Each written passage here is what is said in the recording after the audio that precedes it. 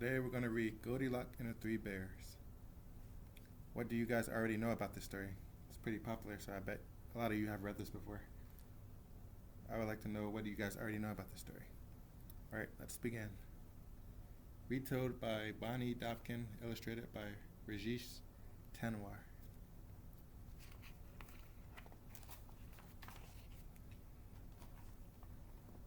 Once there was a little girl with a bright, happy smile and long, curly blonde hair.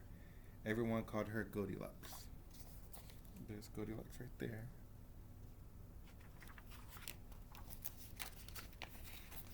Goldilocks lived in a cottage by the edge of the woods. Always curious, she wondered what was in those woods. May I go for a walk in the forest? She asked her parents one day. No, said her mother. The woods are too big. You might lose your way. No, said her father. The woods can be dangerous. You might get hurt. Promise us you won't go into the woods, her parents said together. I promise, sighed Goldilocks.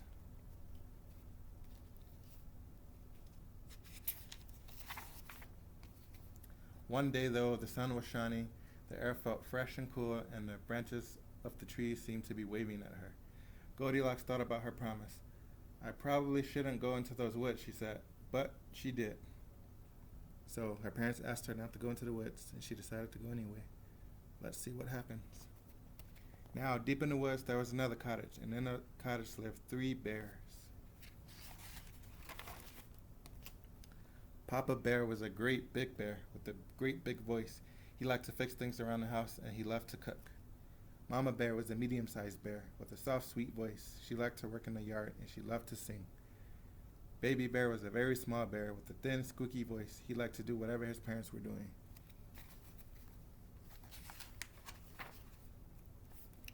One morning, Papa Bear made a big pot of delicious porridge.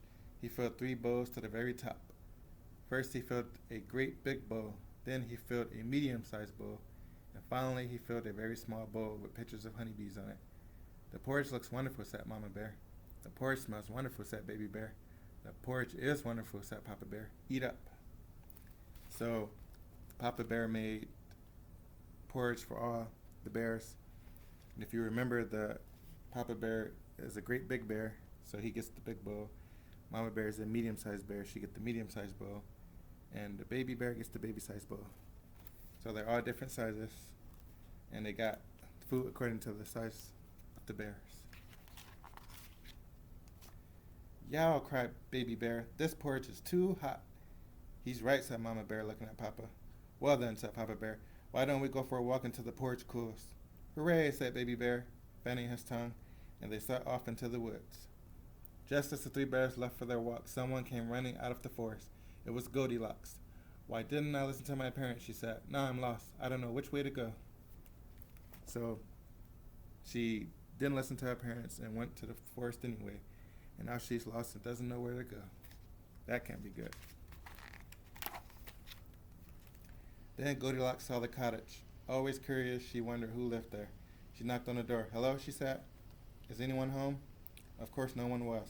As she kept knocking, the door swung open. I probably shouldn't go inside, she said. But she did. So again, she's doing something she shouldn't be doing. She walked inside someone's house without knocking or without someone answering the door as she knocked or getting permission first. The first thing Goldilocks saw was a cozy living room. In it was a fireplace and 3 chairs made of wood. One was a great big chair with a tall back and thick arms. One was a medium-sized chair. It glowed in the light and had soft, fluffy cushions. And one was a very small chair with butterflies printed on it. Goldilocks suddenly realized that her feet hurt. This isn't my house, she said. I probably shouldn't sit in those chairs, but she did. So she's doing a lot of things she shouldn't be doing right now.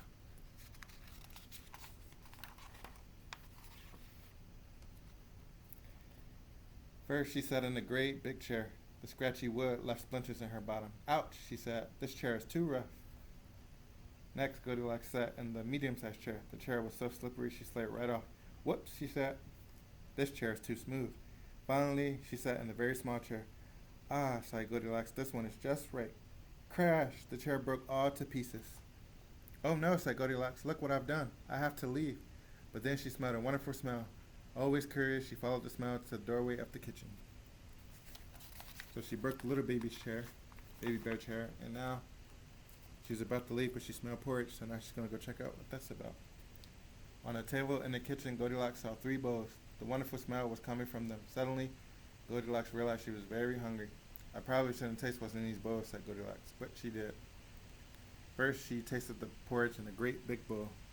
Ow, she cried. This porridge is too hot. Next, she tasted the porridge in a medium-sized bowl. Ew, she said, this porridge is too cold. Finally, she tasted the porridge in a very small bowl. It wasn't too hot and it wasn't too cold. Yum, said Goldilocks. This porridge is just right. And she ate it all up. So now she ate the baby bear's porridge. Now Goldilocks saw a stairway leading up to another floor of the cottage. Always curious, she wondered what was at the top of those stairs. I probably shouldn't go up there, she said, but she did. At the top of the stairs, Goldilocks saw three beds. One was a great big bed that was painted blue. One was a medium-sized bed that was painted red, and one was a very small bed with a blue and red frame. Suddenly, Goldilocks realized that she was feeling very sleepy. I probably shouldn't try those beds, she said, but she did. First, she tried the big bed. Her head went down with a thump. Irk, she said, this bed is too hard. Next, she tried the medium-sized bed. This time, she almost disappeared. She could barely breathe. Said Goldilocks, this bed is too soft. Finally, she tried the very small bed. It wasn't too hard, and it wasn't too soft. Ah, said Goldilocks, this bed is just right, and she snuggled under the covers and fell fast asleep. A little while later, the three bears returned from their walk. They stopped in surprise when they saw the open door. Oh no, said Mama Bear, someone has been in our house. Be careful, said Papa Bear. That someone could still be in there. So now they're coming back from the walk, and they realize the door is wide open, and Goldilocks is asleep in there, so let's see what happens next. The three bears tiptoe into the living room. Someone's been sitting in my chair, grumbled Papa Bear. Someone's been sitting in my chair, gasped Mama Bear. Someone's been sitting in my chair, squeaked Baby Bear, and that someone broke it all to pieces. They hurried into the kitchen. Someone's been eating my porridge, roared Papa Bear. Someone's been eating my porridge, cried Mama Bear. Someone's been eating my porridge, squeaked Baby Bear, and that someone ate it all up. Now the three bears rushed up the stairs. Someone's been sleeping in my bed, growled Papa Bear. Someone's been sleeping in my bed, whispered Mama Bear. Someone's been sleeping in my bed, squeaked Baby Bear, and that someone is still there. So now they discover her sleeping in Baby Bear's bed. Papa and Mama Bear rushed over to Baby Bear. They looked at Goldilocks, then they looked at each other. Papa Bear let out a great big roar. Goldilocks woke up. First she saw a very small bear with big wide eyes. Next she saw a medium-sized bear with a worried frown. Then she saw a great big bear with great big teeth and great big claws. Goldilocks shrieked. Goldilocks jumped out of the bed, rushed across the bedroom, leaped down the stairs, ran through the kitchen, raced across the living room, and burst out the door.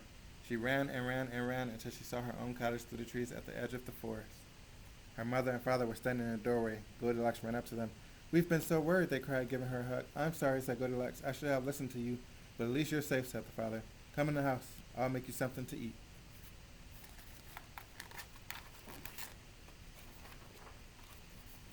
The next day, Goldilocks sat out on her front step again. She could see the forest. The trees seemed to smile at her. I probably shouldn't ever go into the woods again, she told herself. But the end. So even after all of that, she said that she probably shouldn't go into the woods again, but she said but, so that means she's probably planning on doing it again. Hopefully this time she doesn't go to anyone's house that she's not supposed to and get in trouble. Now, do you guys have any toys that you can use to act out the story? Like maybe toy bears or toy dolls or anything like that? If you guys do, you should try to act out the story with the toys and see how it goes. Till next time, see you guys later.